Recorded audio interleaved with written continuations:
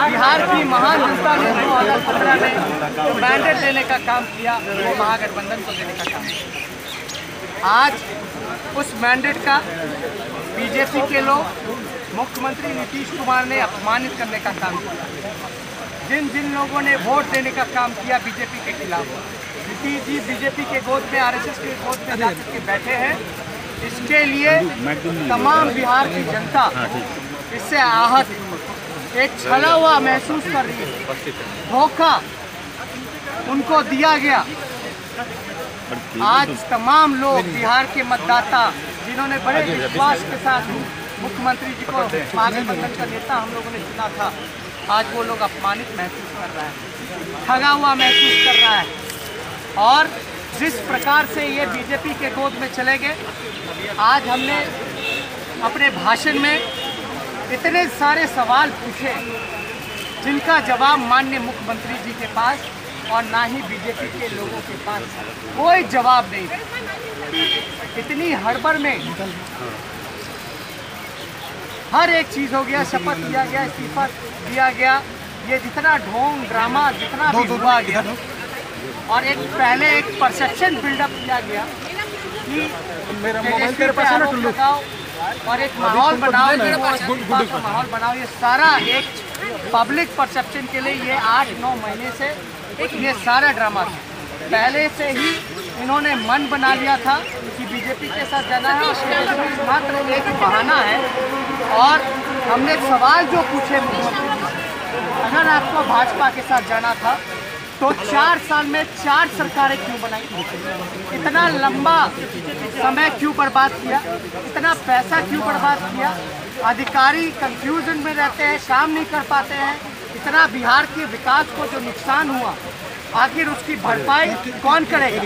और मैंने सवाल पूछा, क्या ये 4 साल में जो 4 सरकारें जो बनी हैं वो मात्र एक व्यक्ति विशेष के कारण हुआ है। हमने पूछा क्या इसका दोष बीजेपी को था या आरजेडी का था या मांझी जी का था या नीतीश कुमार जी का था कि 4 बार सरकार बनाने का काम किया गया। आज तक बिहार में ऐसा नहीं हुआ, हिंदुस्तान में कहीं नहीं हुआ। इसका जवाब उनके पास नहीं। और भाषण में हमने सारी बातें रखी हैं, लेकिन आज जो हाउस में हुआ, हम लोगों ने गुप्त मतदान हम लोगों ने मांग की अध्यक्ष महोदय से कि हमें पहले तो हम लोगों ने गवर्नर साहब से मांग की मिलने का, उन्होंने बोला कि अब तो दोबारा नहीं हो सकता है, लेकिन संविधान के हिसाब से जो सिंगल ब्लॉक होता है उसको बुलाया जाता है। हम लोग खुद चल करके गए थे, लेकिन हड़बड़ में किस प्रकार से 5 बजे का 10 बजे हुआ और 10 बजे के बाद किस प्रकार से तय कर दिया गया कि कब शपथ होगा मुख्यमंत्री जी का, किस दिन होगा, ये सरासर हमारे साथ होता है, हमारे साथ नहीं बल्कि पूरे बिहार के साथ और बिहार की गरीब जनता के साथ ये धोखा उन लोगों ने करने का काम किया। आज भी जदयू को जिस तरह से कैद करके रखा गया उनके विधायकों को मुख्यमंत्री आवास में, इस पर कोई बयान नहीं, कैद करके रखा गया। और तमाम विधायकों से हमने अपील भी की थी और तमाम पहले लोग संपर्क में भी थे, लेकिन नीतीश कुमार जी के दबाव के कारण और बीजेपी ने जिस हिसाब से किडनैप कर रखा था बीजेपी विधायकों ने और मांग किए थे कि गुप्त मतदान इसलिए हो क्योंकि उन लोग के तमाम जो विधायक जो हमारे संपर्क में थे वो लोग कहते थे अगर गुप्त मतदान होगा तो हम आपके साथ खड़े रहेंगे। लेकिन गुप्त मतदान नहीं हुआ, जो भी चुनाव हुआ नहीं हुआ वो अलग बात है, लेकिन बिहार की जनता को जो अपमानित किया है इन्होंने, हम जनता के बीच जाएंगे, सारी बातें बताएंगे। ये 28 साल का नौजवान आरएसएस और बीजेपी के सामने सर नहीं झुकाया, सामाजिक न्याय और धर्मनिरपेक्षता के लिए लड़ाई लड़ी, एक मंझे हुए खिलाड़ी, एक माहिर खिलाड़ी अपने घुटने टेक दिए आरएसएस के सामने, बीजेपी के सामने। ये बहुत बड़ा दुर्भाग्यपूर्ण है। एक तरफ गांधी की विचारधारा की बात करते हैं, सत्याग्रह जो चंपारण सत्याग्रह है, शताब्दी की बात करते हैं, पद यात्रा करते हैं हम लोगों के साथ, और दूसरी तरफ जो गांधी के हत्यारे हैं, गॉड्स के जितने वंशज हैं, उनके साथ ये लोग मिल करके गोवल करके विचारधारा पर लोग मिल करके इन लोगों ने बिहार के लोगों को छलने का काम किया है।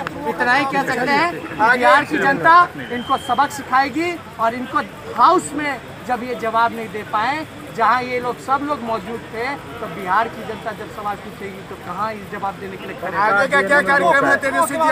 एक कविता सुनाया गया, कविता सुनाया गया नंद किशोर जी की। भाई हम लोगों में तो पहली बात थी, ऐसा कुछ नहीं था।